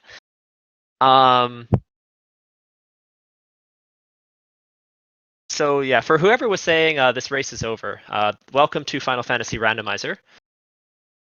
Slow 2 is a mean spell. Not having life 2 on your red mage is a mean thing. And, yeah, nuke and nuclear, also hard. Yeah, Zenobian pointing out, if you want to try and get into a crit loop, you want to, when you're not in it, you want to just tap back and forth a little bit to change it up. RPG Limit Break, rating with a party of 45. You've joined at an excellent time. SpaceDrake, unfortunately, has been hit by Slow 2, only has a single swing on his fighter, and he has wiped. Meanwhile, Darkmoon, in floaterless Go mode, has just finished his last orb. And we're about to see potentially dueling Temple of Fiends Revisiteds here. Picking up that fast on the red mage now? It's not available, unfortunately. Oh, it's not red learnable? Yeah. No, it's in slot 2. Hello, Rubes. So welcome to match Darkmoon's second pod match, SpaceDrake's first pod match. We are in pod Vorpal, and we've got a barn burner on our hands here. SpaceDrake, first person into Topher, has the floater. Darkmoon in floaterless Go about to be in floaterless Go mode once he goes and buys the loot from right, or his symbol, as it would be. And then we'll see what happens. SpaceDrake, though, wiping on Chaos after losing his mages 1 by 1 and not having life on his red wizard, a critical thing that bit him in the butt. Picking it up now, though, and that's going to be a big difference maker for him. Maybe even the wall. Oh no, it doesn't. Not red learnable. Yeah, but those are huge pickups for him. Darkmoon, though, with a 37-ish black belt, in pretty good shape. SpaceDrake swinging a defense +4. Not terrible, but not exactly what you're looking for. Not only that, he's also missing his power gauntlet, which is a pretty big thing to be missing for your defense sword fighter there. Oh, man. Curiously, still not raising the white mage. Just for an extra hit, I feel like would be worth the couple extra seconds. Yeah, I mean, most people I think would raise it, but I don't think it's that critical because it might just die to like a blaze or something like that. But now that you have life and a decent number of charges, you could consider raising it for things like Kraken, like right before Kraken. SpaceDrake starting his second dive in 1 hour 27 minutes. Darkmoon, I'm anticipating, should be about a minute behind, assuming he gets on his horse and just goes right into Topher now that he picks up his symbols. Now, keep in mind, the black belt investment pays off in Temple of Fiends Revisited. Remember Tia taking like 6 turns, Kraken taking 3 turns, Carry taking 3 turns. Darkmoon, those should be more or less 1 or 2 turns with that black belt and a fast cast. Also, that red mage a lot healthier. Should be able to survive the nuclears and nukes. Not handily, but will survive the first one.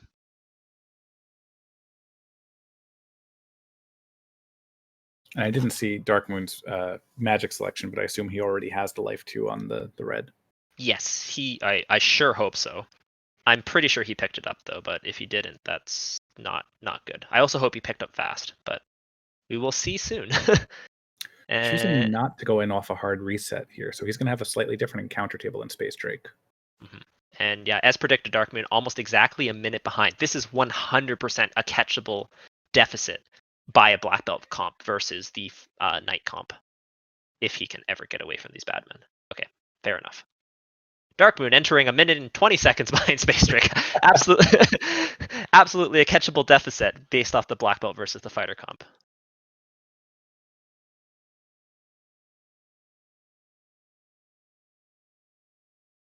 Also, I think that black belt just had 10 hits, right? That was 9 hits, which means he did hit the, which means he did hit the black belt breakpoint.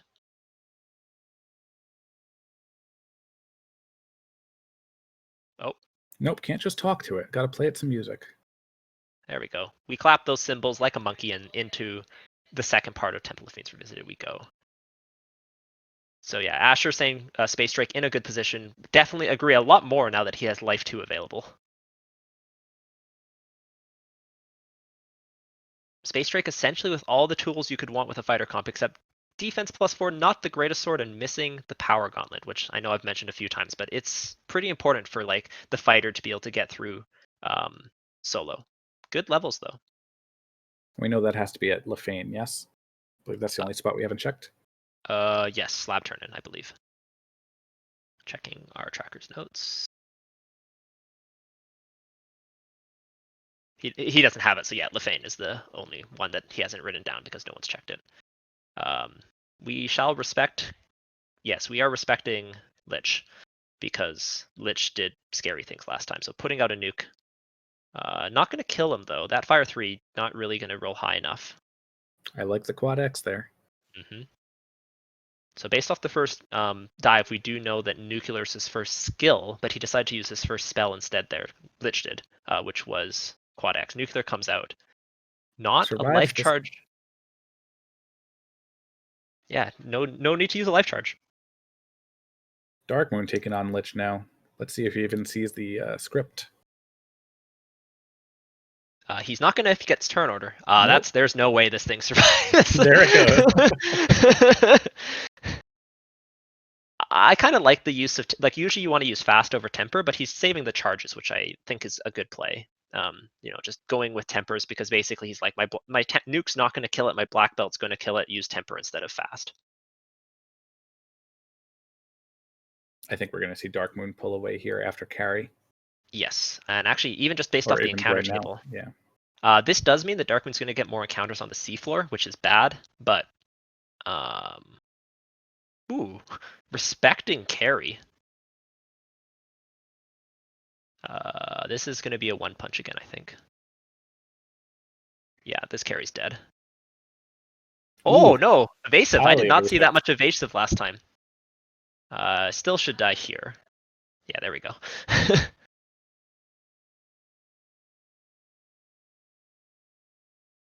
Dodges the exit boss. Was neither Lock Red learnable? I thought we had Lock at level 1. Lock was definitely learnable. Lock was at level 3, and all spells prior to level 5 are Red Wizard learnable for the Black Mage. Or sorry, Red Mage learnable for the Black Magic. And even level 5 is Red Wizard learnable. So.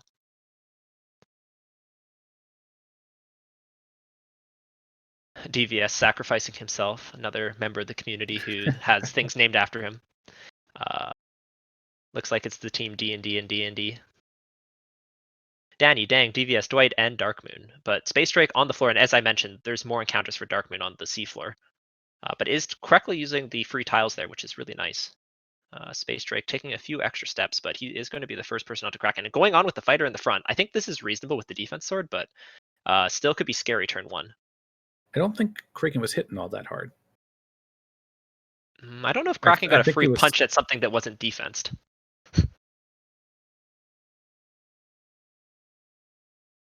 Oh, Darkmoon doesn't have fast. Okay, it's not the end of the world, but it's not ideal. That's a big punch. Okay. Hey, red mage coming through.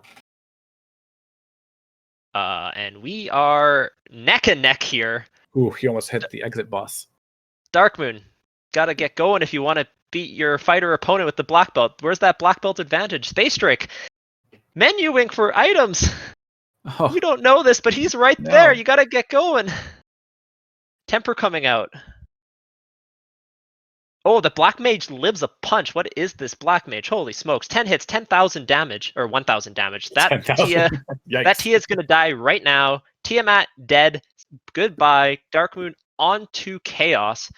SpaceDrake right behind him. Now, the key thing for Darkmoon here, though, is that Chaos does have a couple non-elementals that could be scary, and slow 2. Devastating for this black belt. Not likely to hit, but if it happens, he doesn't have fast. SpaceDrake, though, going with the slower strats. SpaceDrake hoping for a 3 out of 256 on Darkmoon somewhere. I don't think. I think Chaos had Rub, but Chaos did have Rub, but Rub is too bad in terms of hit rate to get through that black belt's MDef without a 3 and 256. Darkmoon playing slightly safer, getting the tempers up though. This is going to be big punches. SpaceDrake with the knowledge advantage, as Saracen mentions, but like. Darkmoon with the I punch real hard advantage. But Darkmoon's defensing. I mean, SpaceDrake's going to defense as well, but Darkmoon, start punching. This Chaos is going to die in 2 hits. Slow 2 goes onto the Black Mage. That's huge. 1,000 damage. This Chaos has 2 turns left to live at most. SpaceDrake onto Chaos. Neck. Oh man, doesn't get any better than this, folks. Dueling Chaos is SpaceDrake on his second dive.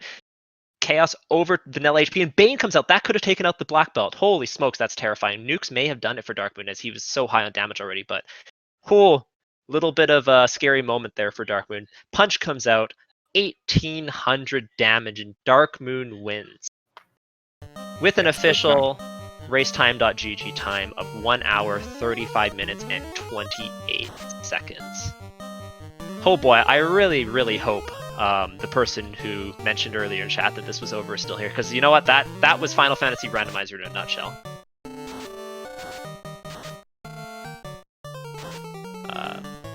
Canuck asking who hit Topher. Her SpaceDrake was in Topher at about 1 hour 15 or so, and then wiped out on the first time because he was missing life 2 on his red mage, and then his fighter wasn't able to solo Chaos because Chaos had slow 2. Also was missing the power bonk, which would have been the other important piece of the toolkit there. So SpaceDrake with a really well-run race, but unfortunately Temple of Fiends Revisited had it in for him a little bit. And SpaceDrake finishing at 136. I didn't see what Racetime GG has. Just a little over 136. 136.24. Good but game I think both our runners. Yeah, I think this was a really good example, though, of how like the fighter comp absolutely can beat the black belt comp, right? But if you give the black belt comp the opportunity, he can come blazing through. Couple more questions in chat. Did you say this was floaterless? Yes, it was floaterless, but SpaceDrake found the floater in D way earlier, probably around the 30-minute mark or so.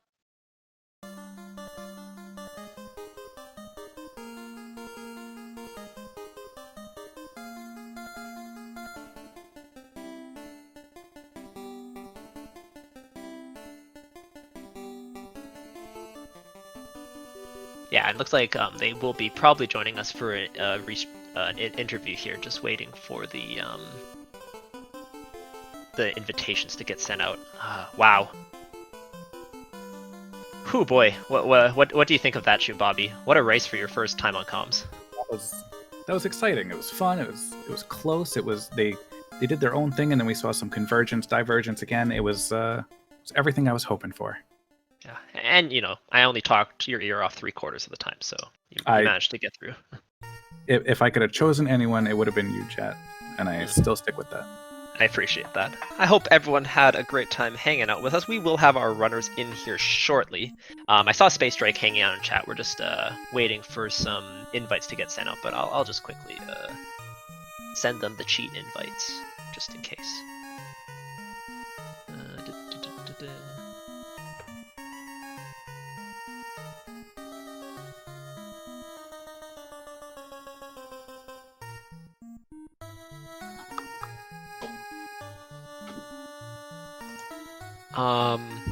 And we are joined by our winner, Darkmoon, who is not 1-3. Unfortunately, or 0-3. Your goal of playing in, not having to play in the play-in race, dashed. So yeah, how tilted were you at the beginning of the seed? Oh my god! From what I understand, he didn't have any of the problems I did. I fought through the tilt, but I was laughing the whole time, going, "This is probably the worst start I have had in one of these." Yeah, Zenobian was giving you the business a little bit in chat. He's like, Darkmoon, no saving, all that jazz. I had $88 to my name. What was I supposed to buy with that? I told him that's what happened, but yeah. I was lucky I found a hero run eventually out of Marsh, so I could walk my way back home without everyone dying. Yeah, those 1 HPs with the poisons, that was not fun. Although everyone that loves the poison noise, you got a lot of it if you could actually hear my stream. I don't know if you guys could. I don't remember my ears bleeding, so sorry, SJ. Okay, well, that's no fine. Poison sound effects on the stream. And we are joined fine. by our first runner in the Temple of Fiends Revisited, but unfortunately second runner in racetime.gg, but the first runner in some people's hearts who were watching, SpaceDrake. GG's. I was expecting to just get completely blown out in this race. Because Not by me. Darkmoon is like despite all his frustrations, Darkmoon is a veteran runner and actually knows how to play this game. And I am in my first ever spring tournament, and I just expected to get blown out. But somehow it hurts a little bit more when it's within a minute of each other. Oh.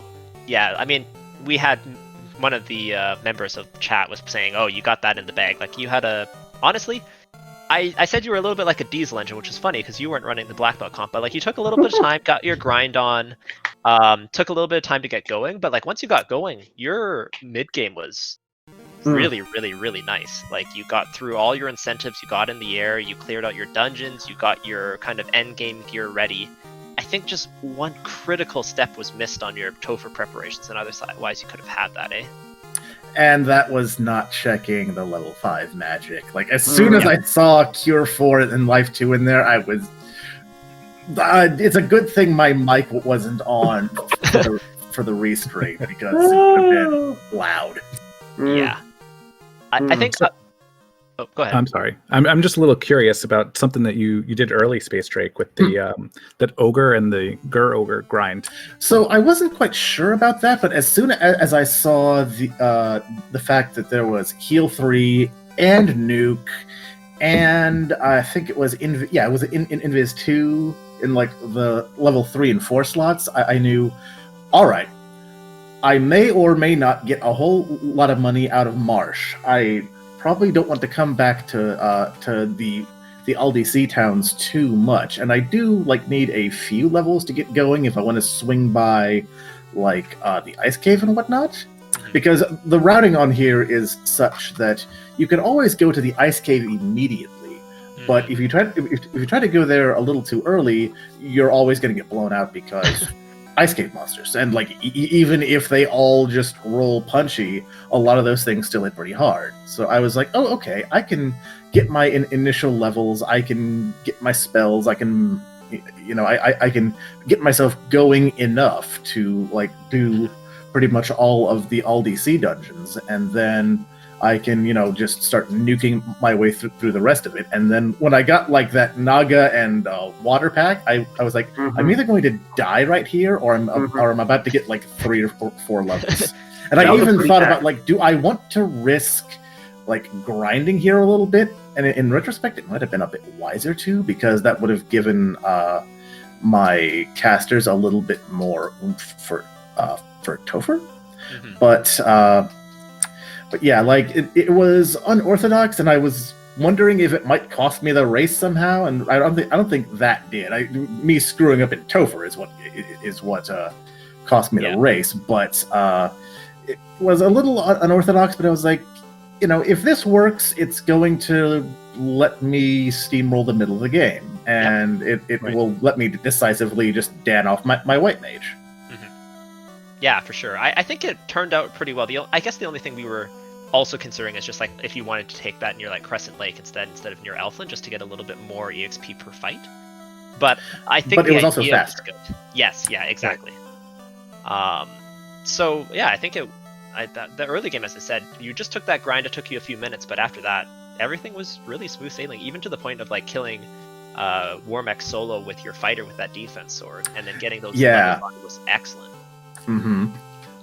I didn't even plan for that, but it was like, well, all right, like, assuming I don't get nuked again, like, this is another place where I'm either going to completely wipe, or I'm going to be able to do this, and then I know that Tia 1 behind this Warmech can't be that scary, because it's only Tia 1, and, unless it has all its breath weapons still, like, then those didn't get randomized, I know I have, like, the ribbon on there now, and I can just hit defense a couple times and just go to town even with my raw stats. Yeah, no, for sure. Shun Bobby, do you have any questions for Darkmoon? I hate to only be talking about grinds here, but how must that have felt with the sandworms into the T-Rex, finding that T-Rex right off the hard reset effectively? Okay, so I hated this encounter table so bad, because I was like, get 2 encounters, short run, get 3 encounters, short run. Like, it never felt like it solidified into somewhere where I could get a really good run off of it. But let me tell you, 2 early encounters right off the power cycle. As soon as I saw that, I'm sitting there going, the second I can get over to Mirage Tower with some levels under my belt, I'm gonna hit that sandworm grind. And I like finding that one up at the upper northwest, and usually 2 sandworms into a T-Rex, both of which were like 500 health or less. I'm like, that was delicious. Oh my god, that was so good. Give me a nice blue steak sandwich right there every couple resets. Like you saw, I burned every save item I could to try and get as many levels on that. Yeah, for sure. No, that was really nice. We do have a question in chat for you as well. The question is, why didn't you take the Agamas a bit more, Darkmoon? It was free with warp. Because they were too beefy. They weren't going down to a single nuke. And I mean, for the amount of experience I was getting off of them, it felt like I'd rather just go back and continue fighting sandworms than T-Rexes for a bit, which, Yeah, and I mean, they were, the BB was one-punching them, but they'd show up in packs of 3 and 4, and that's 3 rounds, whereas I can take out the sandworms in, like, a round with a nuke and a punch, or, like, the T-Rexes with a single punch. At that point, it felt like the grind was faster in the desert, so I took a couple more at the end after I fought Tia 1, and then at that point, I'm just simply going, I don't know, this return on investment's not great anymore, I'm just going to go. Yeah, so, I thought your levels were pretty solid. Mm-hmm. Yeah, well, I was in my head, I'm like, I need to be 42, but I needed to be 42 because of Warmech, and then I just decided to be cheeky and go kill Warmech at 28, and he died. And then when I got out and I started grinding again, I'm sitting there going, wait, why am I doing this again? I'm not even sure I got 32 on my black belt. I'm just like, nah, we'll just go. Shun Bobby? Yeah, I was just curious, what's going through your mind, Darkmoon, when you're like an hour and 10 minutes in, and you still don't have the floater here and no Oxyale? Well, at that point, I'm sitting here going, because I'd done all the checks that I could, basically, including Ice Cave. And, it got me Rod, it got me Key, those were both great. It also got me Tail, which I couldn't care less about. And I had, Slab and Bottle, which they were great for key items, but they didn't do anything for me at that point because I didn't have the floater. So by the time I was done, I was down to one key item left, and then something locked in C. And at that point, I'm sitting there going, "Well, I know where the Oxyale is." And I know now that the other two items lurking at Gaia and Luthane are going to be the bonus items with the Power Bonk and something else. And I had not 18 casts of Temper and a black belt at somewhere in the mid-30s. It didn't really matter anymore. I didn't need the Power Bonk, and I had the Defense Sword. Worst comes to worst, I just sit there with the Defense Sword at Chaos and pray he doesn't have nuke. So yeah, at that point, it was just I have to go floaterless, because if I try digging out the floater and worrying about that, I'm gonna lose more time than I would lose just sailing badly in the river system and then walking my way from Provoca, which had the loot I need, which was great knowledge to have. I could just leave it there until I needed it. Just walk from Provoca over to Temple of Fiends and go. It just made more sense to be floaterless at that point. For sure. And Yeah. I think with that, as we hit midnight Eastern, I think we'll get into final thoughts. Starting, as Darkmoon's been chatting a little bit here, starting with our second place runner, SpaceDrake. Do you have any final thoughts for us here in your first race of Spring Tournament 2021? Well, I kind of am still a little bit bummed out that I managed to lose that after having what turned out to be a pretty impressive lead. But that was, I still think, a pretty good showing for my first ever spring tournament race. And GG to Darkmoon, and also a shout out to Darkmoon, because that Red Mage sprite was in fact a slightly reworked and recolored version of his Maria from Castlevania sprite. I saw that. I was very pleased. Ooh, look what he's using.